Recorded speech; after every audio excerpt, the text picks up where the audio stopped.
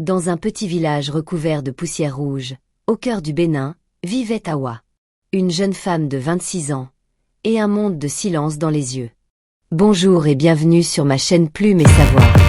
Je te partage des histoires inspirantes africaines. Si ce n'est pas encore fait, abonne-toi pour ne rien rater. Like, partage et commente.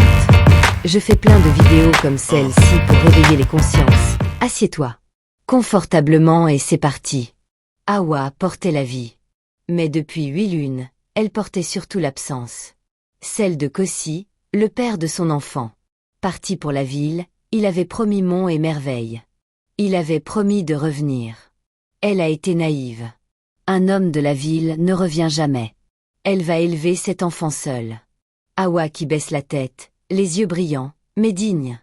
Elle faisait semblant de ne rien entendre. Mais chaque mot la transperçait. Alors la nuit, quand tout s'endormait, elle chantait. Un chant doux, transmis par sa mère, un chant de protection. Chuchotée, mélodieuse.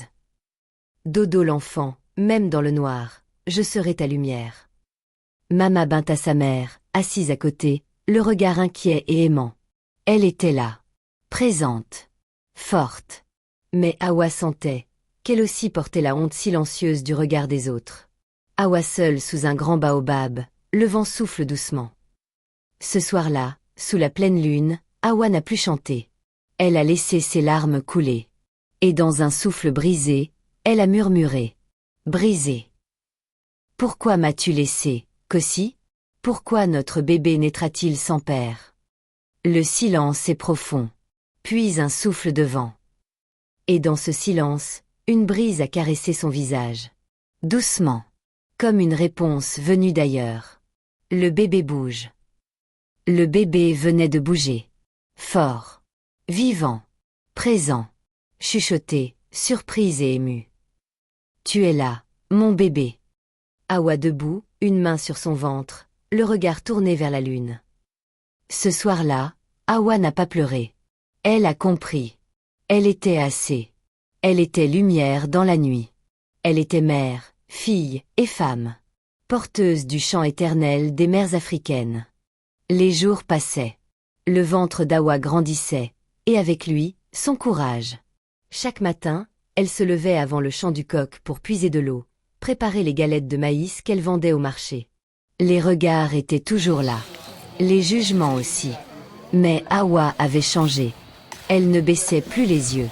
Mama Binta, qui voyait sa fille devenir femme, ne disait rien. Mais une nuit, elle glissa discrètement à Hawa une petite amulette. Elle appartenait à ma mère. Elle te protégera pendant l'accouchement. Le soir venu, Hawa chantait toujours à son bébé, mais ce n'était plus un chant de tristesse, c'était un chant de promesse. Puis vint le jour.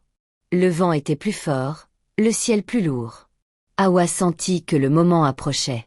Les douleurs vinrent comme des vagues, puissantes, imprévisibles. On appela la matrone du village. Mama Binta tenait la main de sa fille, murmurant. Respire, ma fille. Respire comme les rivières. Lentement. Fortement. Les heures passèrent.